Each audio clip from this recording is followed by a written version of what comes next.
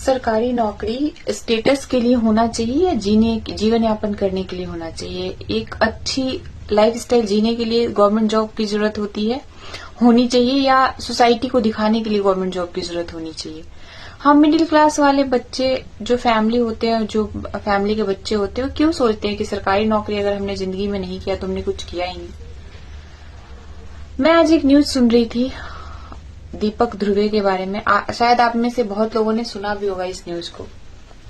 एक 12th topper बच्चा जो अपने टाइम में 12th में टॉप करता है और वो गवर्नमेंट जॉब की तैयारी कर रहा है और फेल हो रहा है, डिफरेंट जॉब की तैयारी कर रहा है, फेल हो रहा है, आर्मी में जाना है उसको। कहाँ तो उसने 12वीं में टॉप करके पूरे गांव आसपास देश का नाम रोशन किया और कहाँ अब उसकी एक नॉर्मल सी गवर्नमेंट जॉब नहीं लग रही है। और वो बच्चा इतना फ्रस्ट्रेट हो जाता है कि अपने माँ बाप और छोटे भाई को पीट पीट के मार देता है। यहाँ तक कि एक बिल्ली के बच्चे को भी नहीं छोड़ता है और उसको भी वो पीट पीट के मार देता है। सोच सकते हैं आपके उस बच्चे की मेंटल कंडीशन उस टाइम क्या हो रही होगी। वो बच्चा नहीं, वो 25 साल का एक नौजवान है।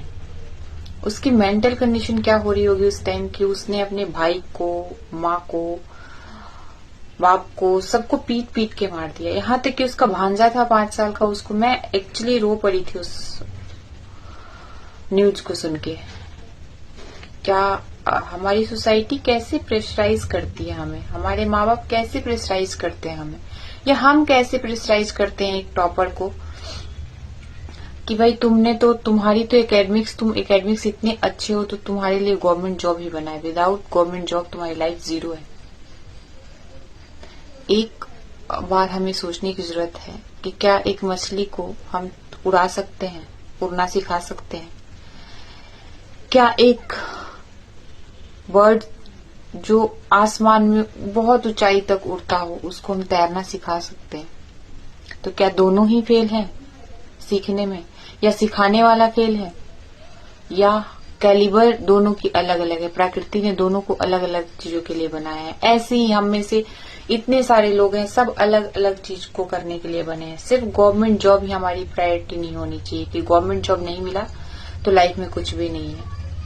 तैयारी करिए, एम रखिए, लेकिन अगर नहीं हो रहा है तो रुकिए, ठहरिए, सोचिए, अपने दोस्त से बात करिए, टीचर से बात करिए, रास्ता चेंज करिए, फ्रस्ट्रेशन में मत जाइए। अपनी मेंटल हाइजीन और मेंटल हेल्थ को सबसे ऊपर रखिए। और सबसे जरूरी बात, अगर हम में से किसी को भी आसपास ऐसे लोग दिखें तो बीइंग अ अच्छी सोसाइटी के अच्छे नागरिक की तरह हमें रुक के उनकी मदद करने की जरूरत होती है। और अगर आपके साथ भी ऐसा हो रहा हो तो मदद मांगिए दूसरों से। लाइफ बहुत प्रीसियस है, उसको हम ऐसे ही नहीं गंवा सकते। अब मान लो उस बच्चे ने फ्रस्ट्रेशन में किया हो, डिप्रेशन में किया हो, जिसमें भी किया हो, उसकी पूरी फैमिली खत्म हो गई और उसकी भी लाइफ पटरी पे तो नहीं आएगी नॉर्मल। सोचने की जरूरत है। सरकारी नौकरी सब कुछ नहीं है। मैं ये नहीं कह रही हूँ कि हाँ इसके बाद हम तैयारी करना छोड़ दें, नहीं करें। ऑप्शन भी रखे साथ में, क्रिएटिव सोचे, डाइवर्जेंट सोचे, सिर्फ एक पे फोकस करके लाइफ को बर्बाद ना करें।